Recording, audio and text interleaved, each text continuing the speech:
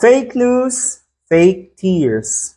Peke daw yung iyak-iyak or paiyak-iyak na itong mga DDS vloggers na ito sa nangyaring ang investigasyon dyan sa Kongreso. Peke daw yung kanilang iyak. Yan po ay ayon kay former Senator Leila de Lima.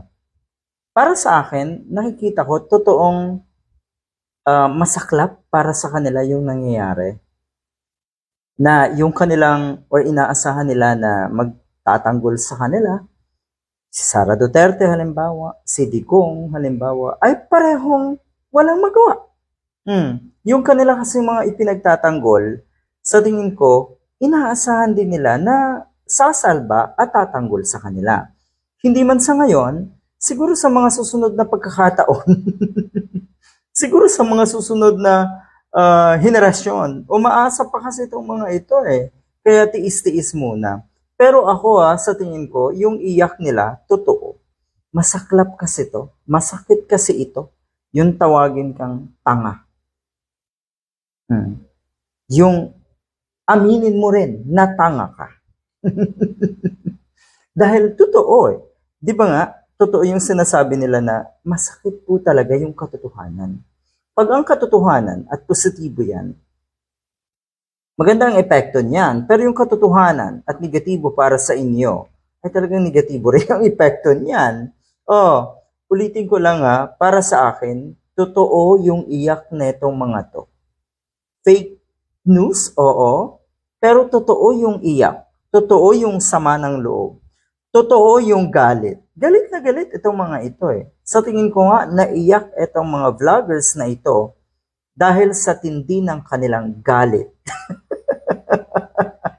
Wala silang magawa. Kasi yung kanilang tapang-tapangan at dunung-dunungan ay hindi naman umobra sa Kongreso. Matatapang to sa labas. Naghahamon nga na dapat daw ay sa labas. Kung ano man yung gusto nilang gawin sa labas with the congressman.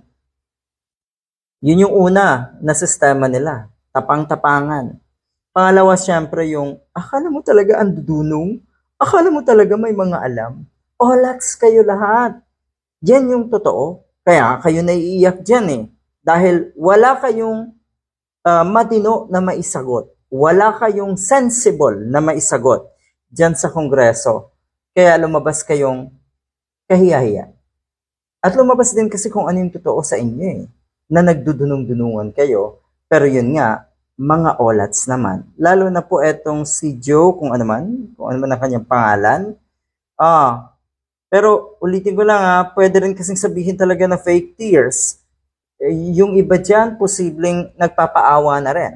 At feeling victim sila ngayon. Ganyan na ganyan kasi ang ipinamana sa kanila. Ganyan na ganyan ang natutunan nila sa kanilang mga idolo na si Sara Duterte at si Digong. May mga drama na tila ba nagpapaawa. A tale of two crying women, one for the lies she peddles, and other for the life stolen from her.